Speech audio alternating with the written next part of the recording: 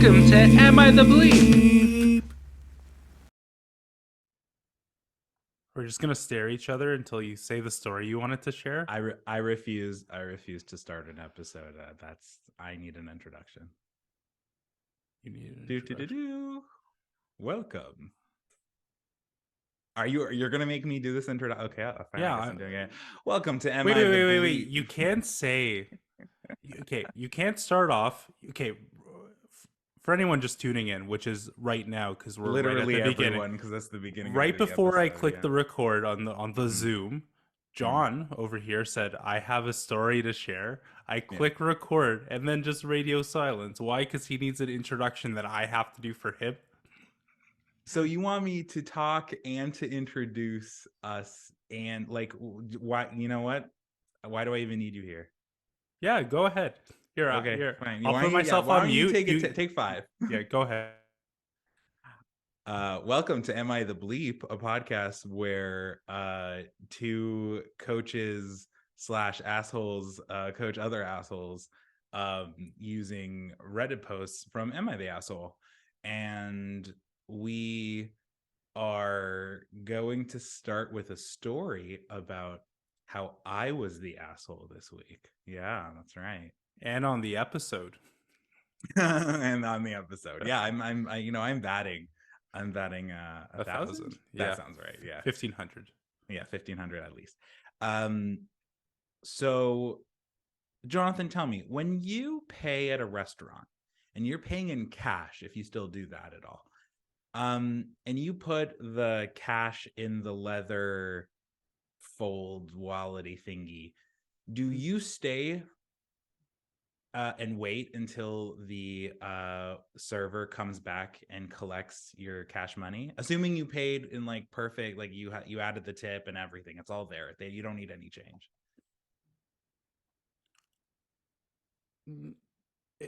It's not required, I would say. Like if you're just like you got your snack, you know that it was $14, you add your tax and tip, you leave like $22, everyone's happy, you can just leave. I'll usually say thanks to the waiter or waitress and then then do my thing. But also, who pays in cash anymore? Well, fair enough. Well, I happen to have the exact amount of cash that I needed, including tip, at a restaurant that Margaret and I went to, and I promptly put the money in the fold and got up.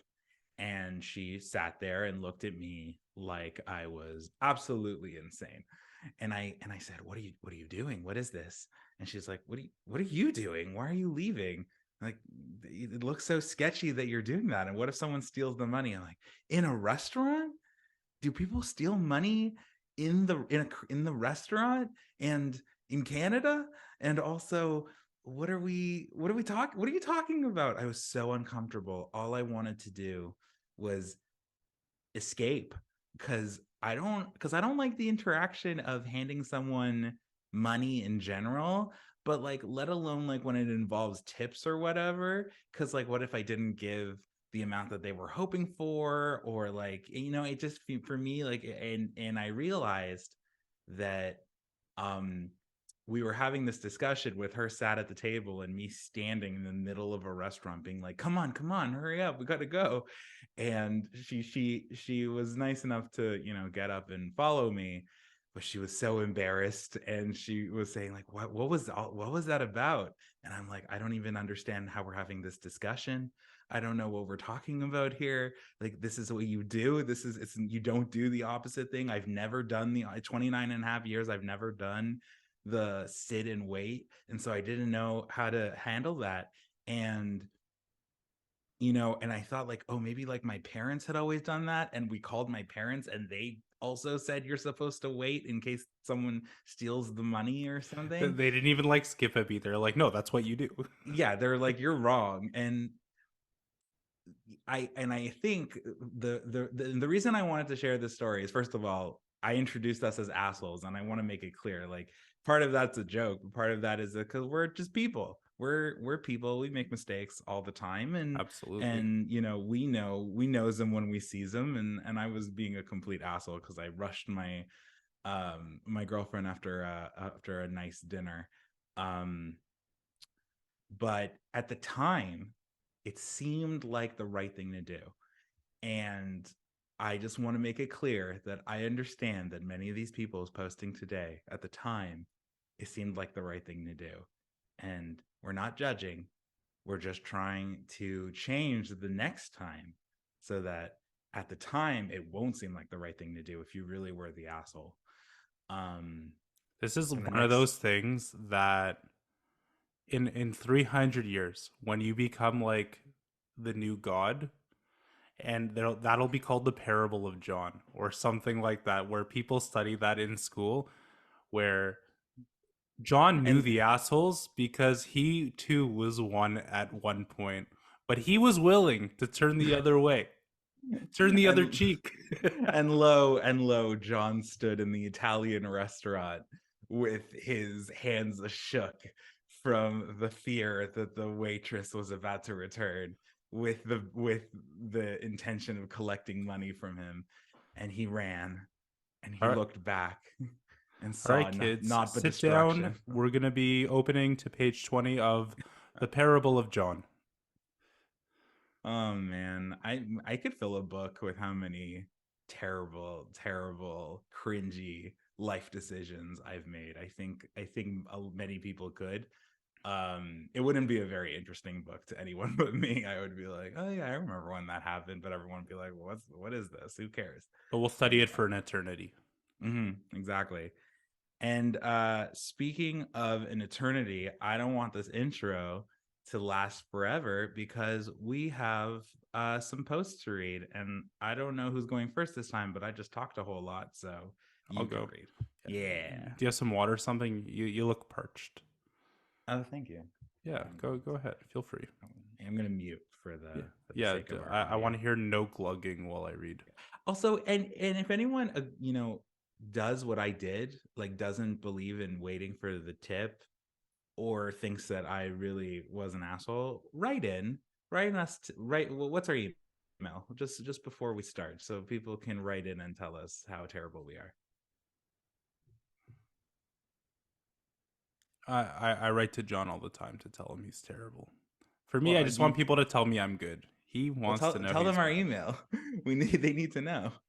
Oh, that's right.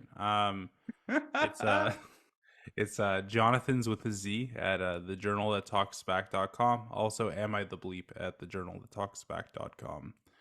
And let's find out if this person is the bleep. So we have a post from Euphoric AD 250, which is about the time the parable of John was written. It's called, Am I the Asshole for Criticizing My Roommate's Grooming Habits Harshly? Hey all, I, 26-year-old male, currently live in a rented apartment with my roommate, 24-year-old male. Recently, we've been running into some issues because of his grooming. I occasionally noticed a funk coming off of him, and a few times it got bad enough to ask him to take a shower because it was distracting me and grossing out. He apologized and said he had a lessened sense of smell, which made him less likely to realize that he needed a shower. Sounded kind of BS to me, but he showered, so I didn't think anything of it. Our apartment has 2 full bathrooms in the hallway, and I ordered a bidet for mine. The other day I was installing it, and he happened upon me doing so.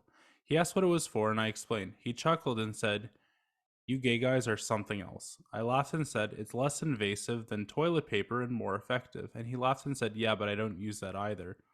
Something clicked in my head, and I asked him for clarification. Apparently, he never wipes. He says he thinks it's gross to rub his ass with a piece of paper that doesn't really do anything.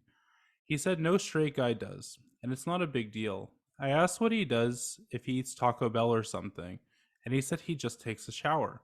I asked what if he's in a public bathroom. He says he waits until he gets home.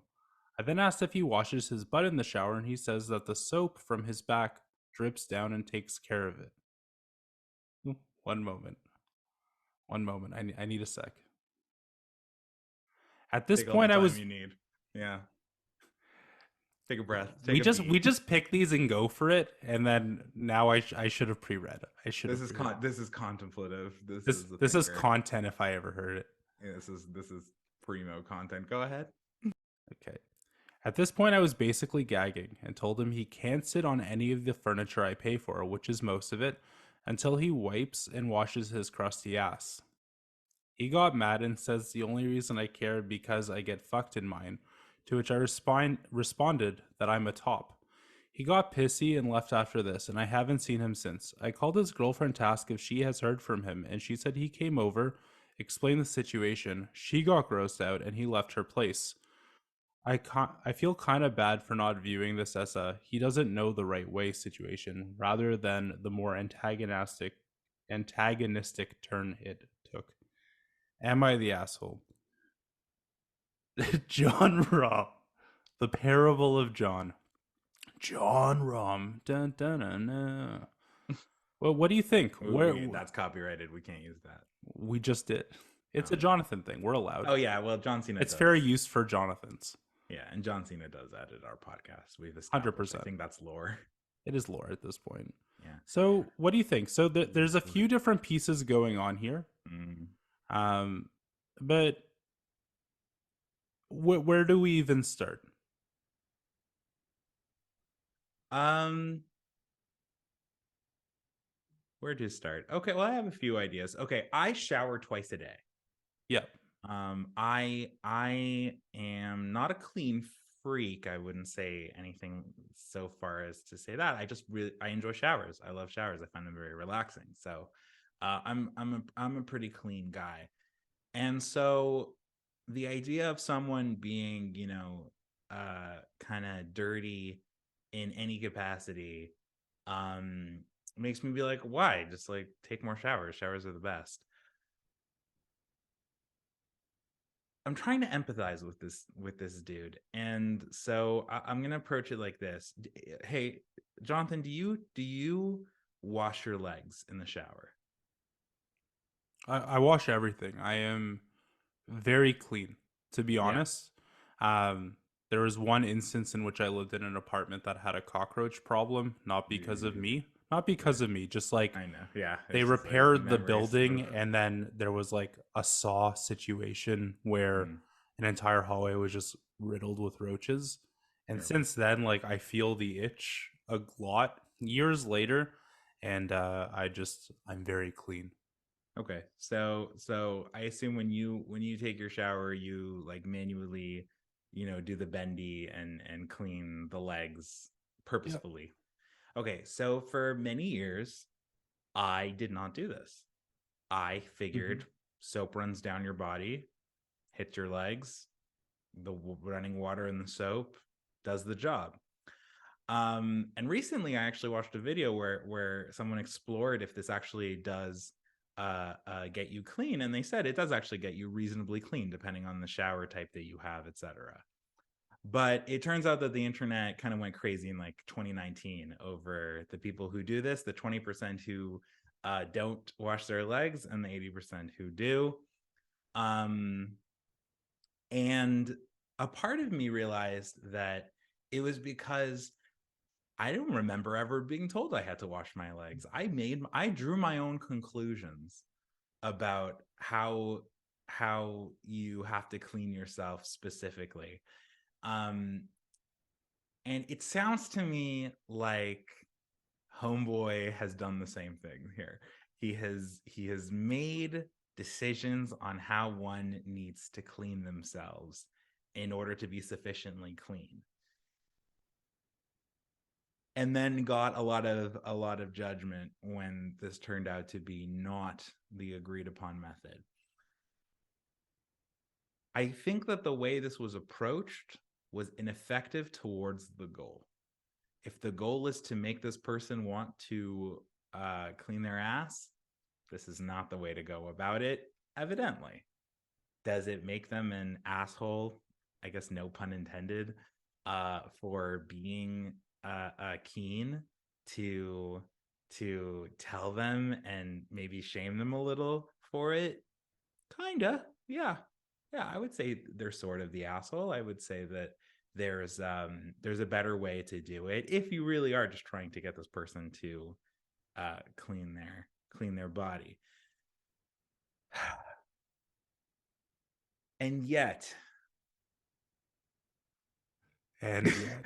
and yet, and yet, I'm sure many people here listening are saying, like, in an absolute sort of sense, this is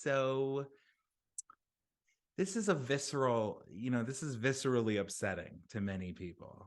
Sort of like when Yep.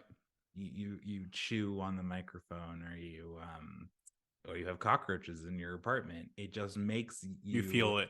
feel the ick. And I don't discount that. I don't think that that's nothing.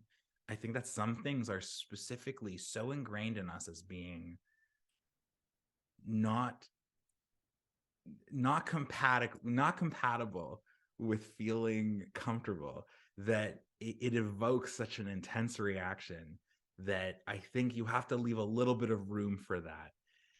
For example, for some reason, staying to wait for the waiter to come back to collect the money. Some things just elicit an irrational response. And the irrationality here is the intensity of which this person reacted. So they are kind of an asshole. I know this isn't very satisfying, and I apologize to the listeners. I know it's not very satisfying to hear someone kind of kibitz over whether or not someone's being an asshole. You want us to have like definitive answers, but like this really is on one hand they're right, on the other hand don't be a dick, because I think the united goal here should be to have this man clean his ass.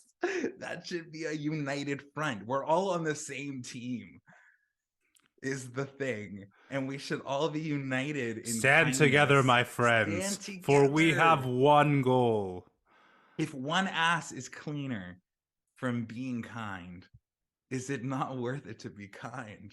Is that the quote that ends the show today? That's the end. That's definitely the quote that is written in the parable of John. The parable of John. So you go ahead. Yeah, I'm done. I think I've expressed every thought I could think of when it comes to dirty butts, which is impressive. I think there's two conversations here. One is hygiene, and one is responding to people in a way that makes them feel shameful, as opposed to a productive conversation. When we're talking about hygiene, even for like the gross bro, like the guy who's like, I don't need to clean, like, whoa, I shower once a week, even then there are legit health problems that come from not being hygienic. Now, we can go too far with the hygiene, sure, and they're like, everyone can have sort of their own way of doing things, but you don't want a dirty butt for long parts of the day. Like, that's in my head problematic. I'm sure you know a lot better than I do of some of like the health concerns that can come from something like this, and I do not want to Google search it. I'll be honest. I don't want that in my history. I don't want Cassandra to come home and be like, what the hell, Jonathan, again? But this is a problem. Now, there is a way you can go around having a conversation with somebody, and they did a good job here where they spoke about it in private. They were in their apartment, there wasn't a group of people, and said, yo, you need to shower more, you need to wipe your butt. These are reasonable things.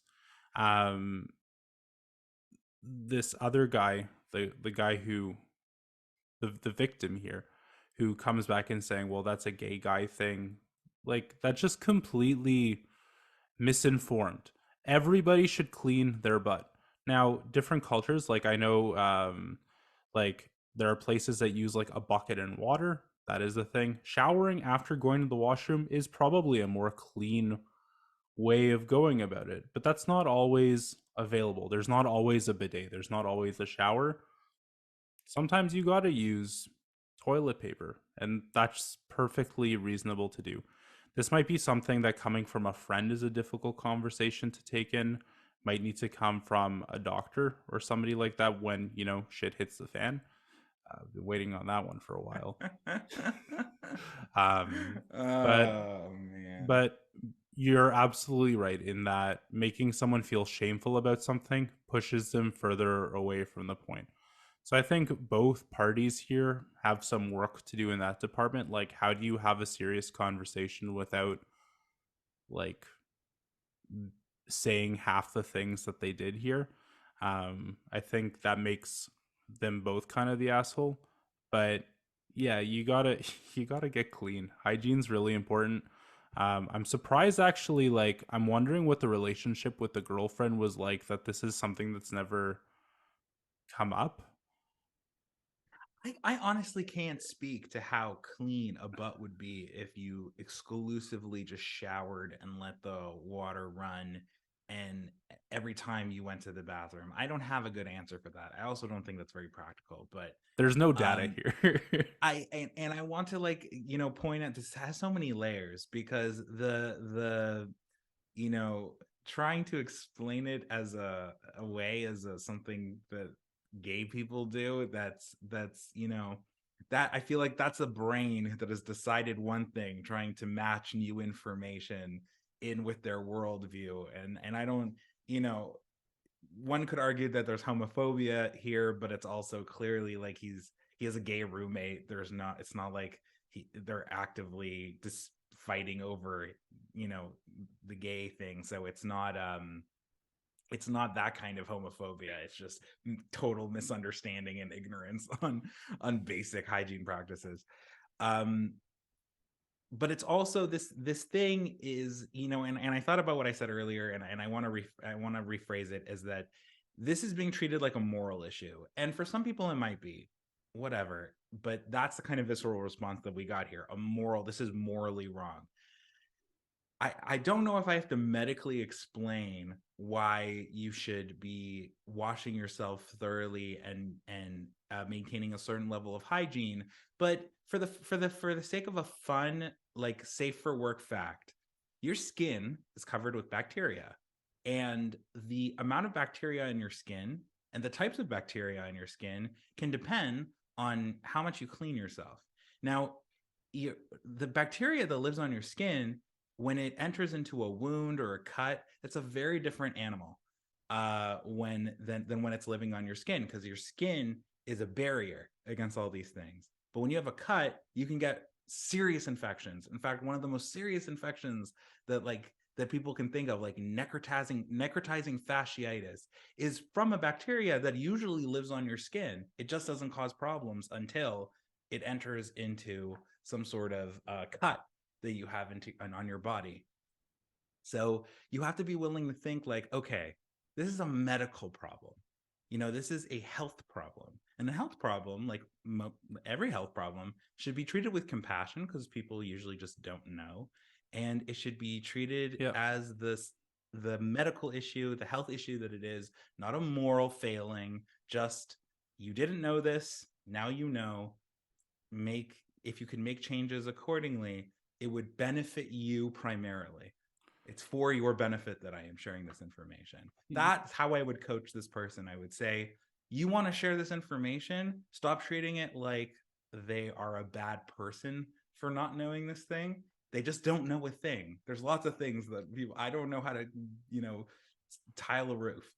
And I'm not a bad person for not knowing how to tile a roof. I would just ask a person who knows how to tile a roof how to do it if I had to do it, or hire them. Yeah, you just drop it off like an airplane and it'll just fall in place, right? That'd be cool. Like that should be how it works. Like, you have it's a the same logic roof. as like the showering with the water dripping off your back and then you have a clean butt, It Yeah, just works. basically. Like, But that would be nice if that's how it worked, because I'm pretty it does not. it would save some time. I'm almost certain it doesn't. That doesn't make a lot of sense to me. The leg thing, I think, made a little bit more sense because the water does travel down your leg. This is like most people's butts aren't like hanging open. Anyway, this is getting too blue. We're definitely getting a not safe for work tag already.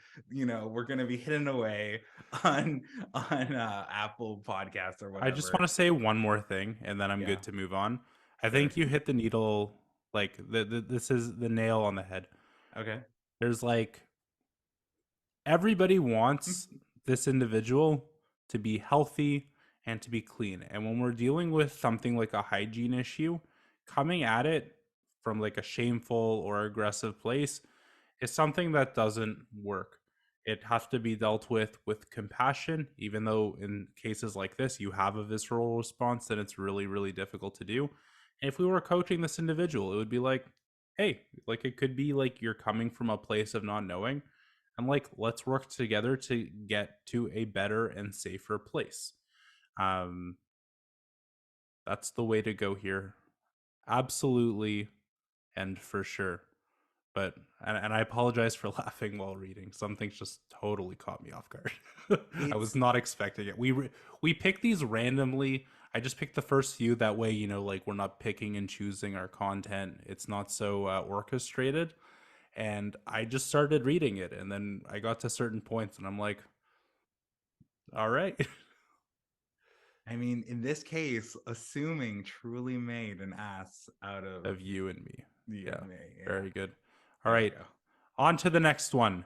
All right. Am I the asshole for selling the house my brother and his family live in? Short and simple, I think. A few years ago, my brother needed help. I let him move into one of my rental properties, and we did it all legal. Lease agreement and everything. Because I was renting to him at a break even point, we agreed that he was responsible for all the maintenance of the house and yard. Well, he has 4 kids, and the hot water tank isn't enough for his family, and he wants a new one. I told him to go ahead. He then proceeded to take the cost of the hot water tank and installation of that month's rent. I reminded him of our agreement. Oh, I see. He used he in lieu of paying rent, he bought the hot water tank. Okay. I reminded him of our agreement. He said he wasn't making improvements to my property for free. I said that the old hot water tank was fine and he made the decision to replace it. Big argument, and I didn't want to fight, so I said that he was not allowed to make any further changes to the house without my explicit agreement. So he stopped doing maintenance as a protest. The house itself is not pretty, but it is solid. It is old, and the wiring in it was not meant for all the modern electronics we have. He wanted to add a new breaker box and run more outlets. I said, no thanks. I cannot afford that since I'm not making any money on the house. He started getting, quoting them, bitchy about it, and the rent started getting paid late. I tried talking to him, but he said that he had to buy some stuff for the house and he was low on cash. So I sold the house. While the house itself isn't great, it is in an older part of the city, and the property itself is a quarter of an acre. Every time a house sells in the neighborhood, it is snapped up by developers and turned into multifamily units. Or one guy builds a mini McMansion on his land. I know a lot of the developers, and I didn't even need to list the house to have it sold in less than a week. My brother found out when he was served with an eviction notice. He called me to ask WTF. So I told him that the house was causing me headaches and I had an opportunity to make some money and I took it. He said I should have offered him a chance to buy it. I said that he was having trouble making rent. How was he going to qualify for a mortgage? He said I'm an asshole and that he has the money. He was waiting to make me an offer. I asked him if he had money. Why was he late on his rent? He started bad mouthing me to all our family. A few of them took a side and tried to say I was being an asshole, so I offered all of them a chance to clear his debt to me if they wanted to share their opinion. None of them took me up on the offer. My parents are on my side, and they said I shouldn't have rented to him in the first place. I feel bad for my sister-in-law and the kids, but I'm not going to spend the rest of my life subsidizing his. Ooh, Jonathan, is he an asshole? Tell me now, please. So very different problem from the previous Yeah. one. And he also doesn't Very wash his different. ass. Those are the two things. I forgot. I didn't read the addendum. He also Yeah. does not clean his ass. Edit. Also, I Important don't to clean note. my butt. Yeah, edit dirty butt. Okay, so am I the asshole for selling the house my brother and his family live in? You have a brother living there, their family, you're having your issues. There's no ifs, ands, or buts about it. It is what it is. You're having your issues. And then without it seems, and this might be a good question to ask, but it seems that you just kind of sold it without letting him know. The first time he knew, he got an eviction notice. Now, take all the drama of like, oh well, I would have bought the house out of it. That makes you a bit of an asshole. Like there, like you can at least have a conversation and say, hey, this isn't working out, my brother. Um, there are these developers, Brother, brother. brother, listen, brother. Yeah, you, me, eviction mania. Um, that was distasteful. Was it? It wasn't my best. Wasn't my Okay, best work. fair enough. Yeah, well, I agree with Um, oh, thanks. that.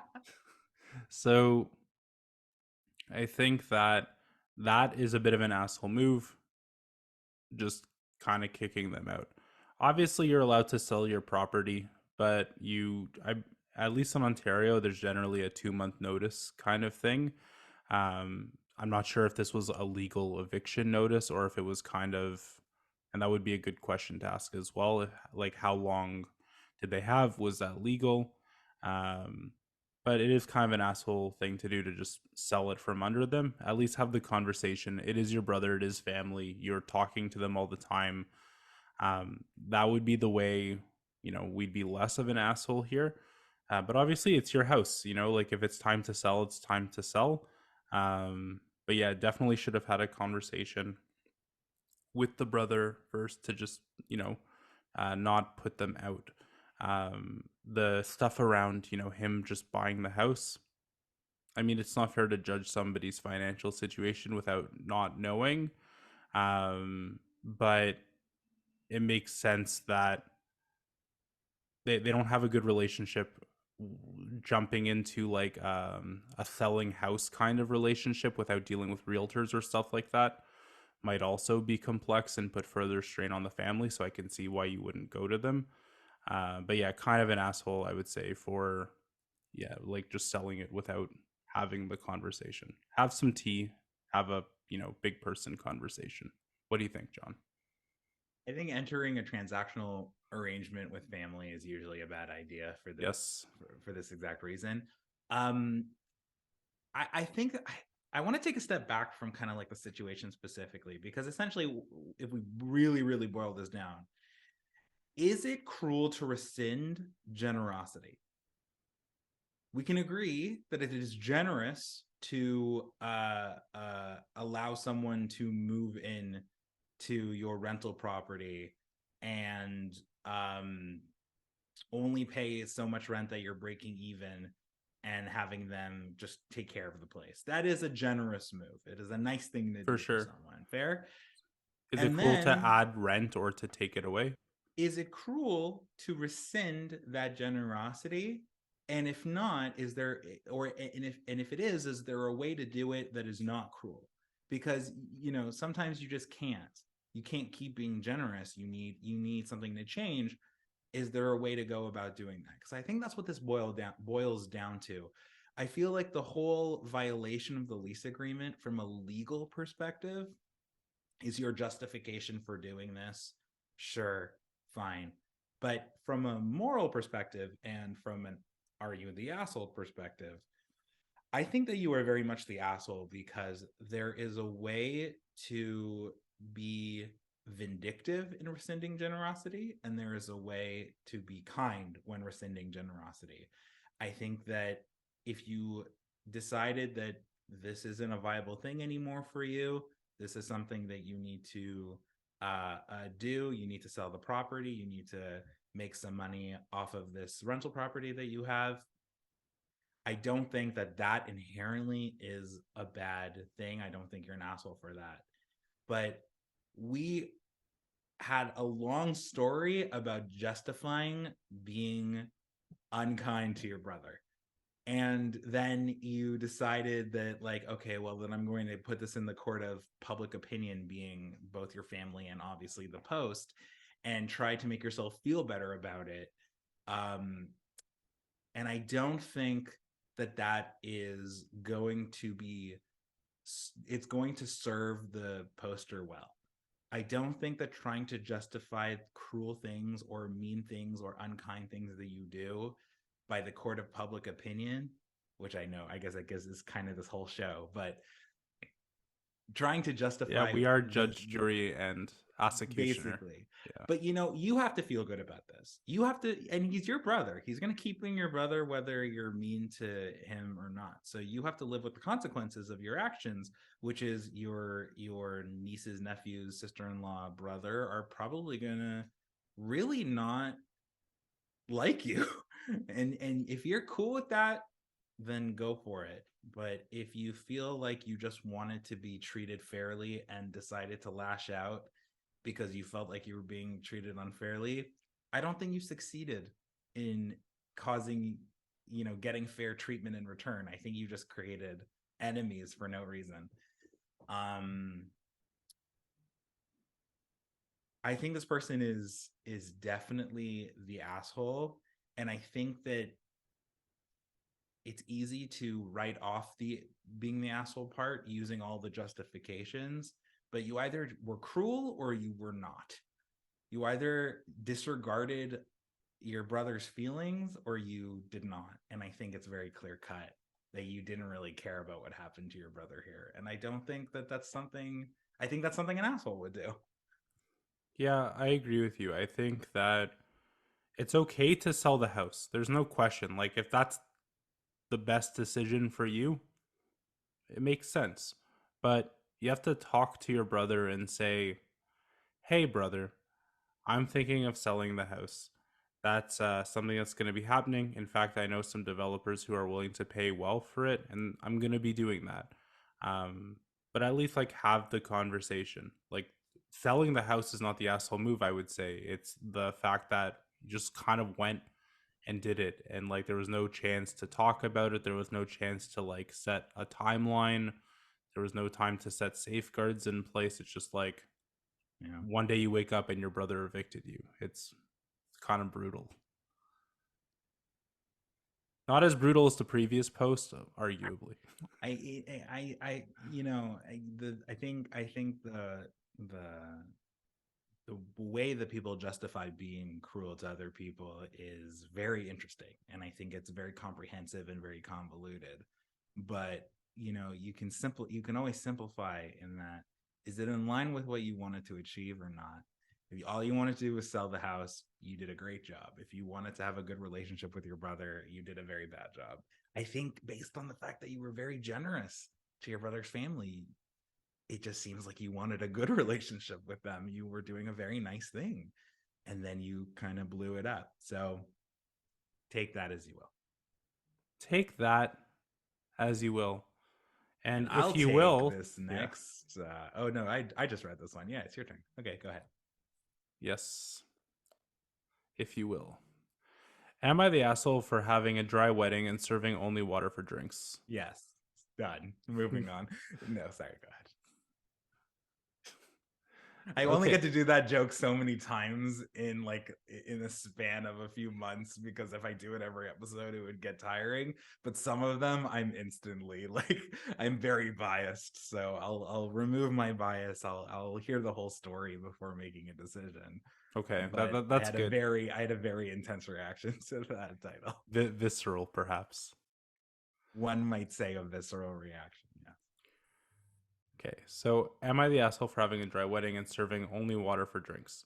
Okay, so basically, my husband and I are getting married later this year. Each of our sides of the family are fairly big. It will be around 100 to 150 people total. My husband and I are paying for this all ourselves, as well as my grandma, who said she doesn't care one way or another on the issue. She just loves weddings.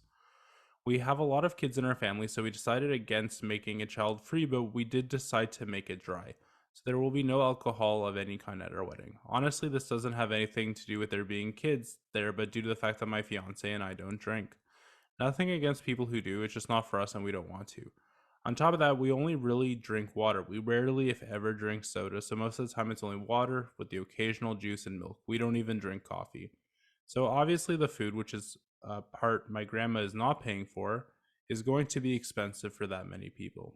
We are having our wedding catered, so everyone will have a good choice of food to choose from, but to drink only water will be provided. We don't have to pay for alcohol or soda. It is a large added expense when we can just do filtered water for a much cheaper cost. Well, when family and friends found out, be Well, when family and friends found out, they got angry. Some didn't really care, but some are really upset about it. Saying that I can just have an open bar so I don't have to pay for drinks, we could, but still have to pay for the bartender, and we just really don't want to bother with alcohol there. Or we should at least have soda because how can we expect everyone to only drink water? The kids will be upset, the wedding will be boring. That is not how weddings work, etc. So am I the asshole? I didn't think this would be a problem. It's only water. I mean, don't most people drink water every day anyway? Should we pay the extra to have soda to make the family happy? This is one where I think like having the doctor in front of your name really matters. It doesn't. This is wow. Um, okay, let me, I had a whole thing that I was going to say, but actually forget that for a second. I'm going to take this from a place of empathy. Do it. Do it. I empathize so much with wanting to save money. I am dreading the amount of money that will be spent on even the most reserved, conservative, not flashy wedding that Margaret and I could have. I get this feeling. I understand it so deeply. And so I'm also cognizant of like wanting to differentiate between the things that you got to have if you were going to have a wedding, which you do not have to have at all. You can have a quickie ceremony. You can be, common law, many other options. But if you're going to have a wedding, there are things that some would say that you must do, and there are things that some would say that you are completely optional.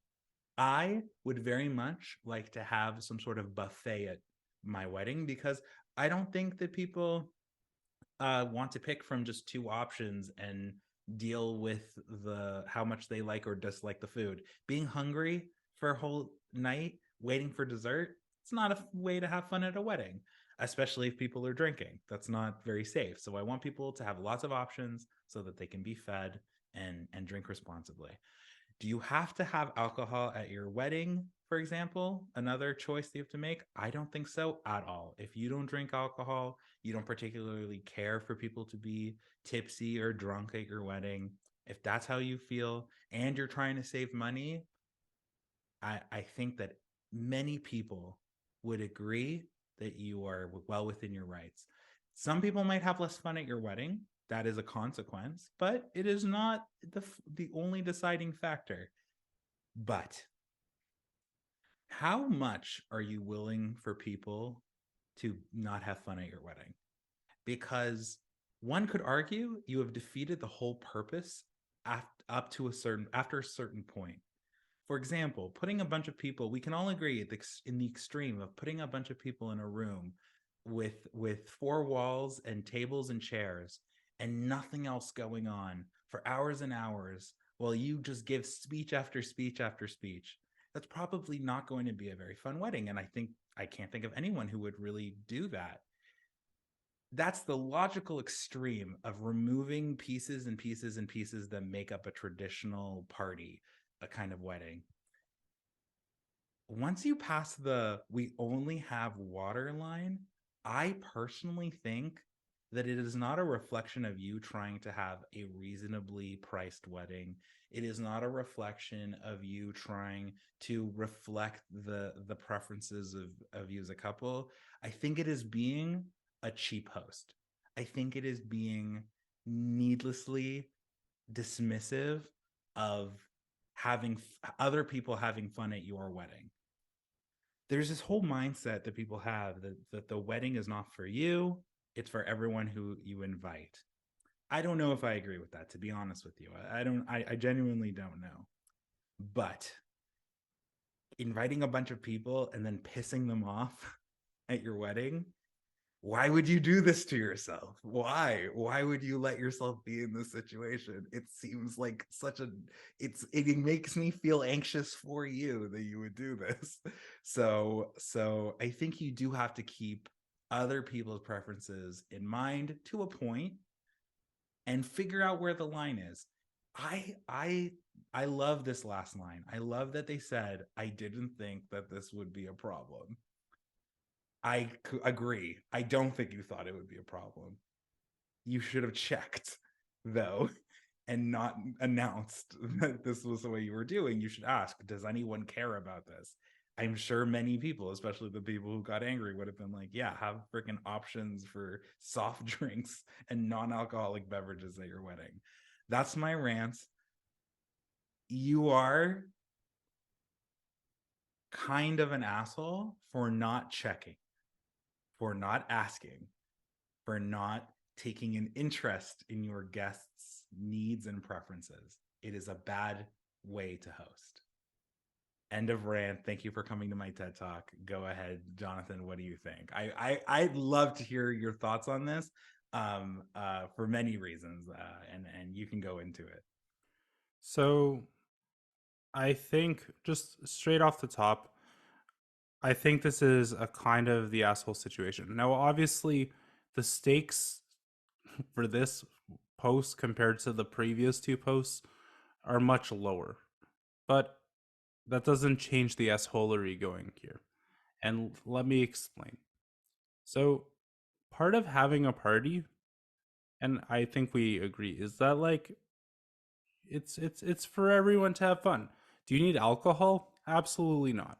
Like I don't think alcohol should be like the entire fun. I think I've literally been to a wedding where the bartender was like, "Oh, you want a drink?" and he literally gave me a tall glass of whiskey without ice. I'm like, this is ridiculous. That's like too much.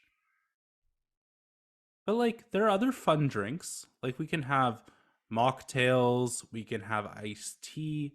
There are things that like can warm up the environment and taking the time and the effort, and you can do this in a very affordable way, can be really impactful. Like you can have like even if we're looking at cost, you could have an entire buffet table of soda streams and everyone can like be their scientist and mix and match their own little like soda water. There are a lot of ways to do that.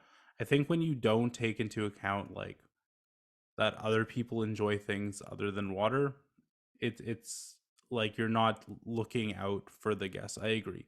But do you need to have an open bar? Do you need to have, liquor? No, I don't think that's necessary. I know for me, I'm doing a common law bash in lieu of a wedding. And Mazel tov, by the way. thank you I'm just hearing about this for the first time. So for the first time. yeah. Well, you're invited. Oh, cool. Yeah. Okay. Yeah, I'll be there. sick. And one of the things is like some people have said, well, like, oh, you can't do that. That's not how you have a wedding. It's like, you're right. No, that's how we have a common law bash. Now, make no mistake, at my common law bash, there will be some different drinks, there will be some food, but we're not having a seated. I think I'm ordering 8 party pizzas from Pizza Nova, but there's going to be different ones. They're not all going to be cheese. There's going to be a Mediterranean one, there will be a pepperoni. We're going to have that kind of thing. That way there's no mess. It'll be at our party room. It'll be really, really affordable.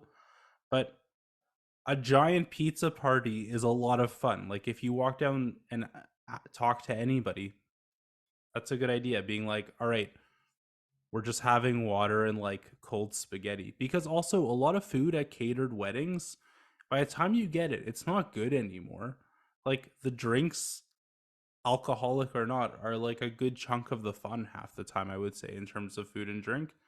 So I would say like that's a consideration. Again, alcohol is super expensive. Is that the solution?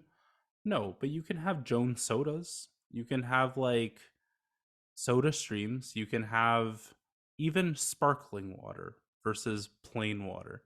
Just and or even coffee with dessert. Think about like you're gonna have a cup of like warm water with your dessert. Like that seems impossible to me. Again, the stakes with this one are much lower than the other posts, but I would say kind of an asshole because like there are ways that like little things you can do that really warm up an experience for your guests, and a cup of tea is a great solution to that. So I would say if I was coaching this person, I would say let's meet in the middle a little bit, Like does it have to be hardcore? No. But Have some coffee. Like even if it's just like a giant urn. And it's, again, it's such a clear, such a clear example of understanding the motivations behind the things that you do, right? You are having a wedding. You didn't have to choose a wedding.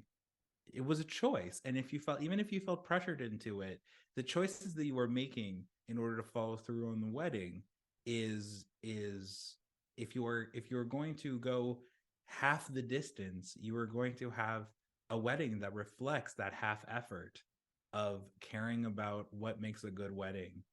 That doesn't mean you have to break the bank. It just means that you have to be willing to think about what your guests would enjoy. It's not, it's not about the cost. I have to emphasize this. It's not that, like, because you can have other drinks that are not that expensive. And there's like mocktails. There's, you could go really creative with it. And what is tea if not the water that you love so much with a tea bag in it.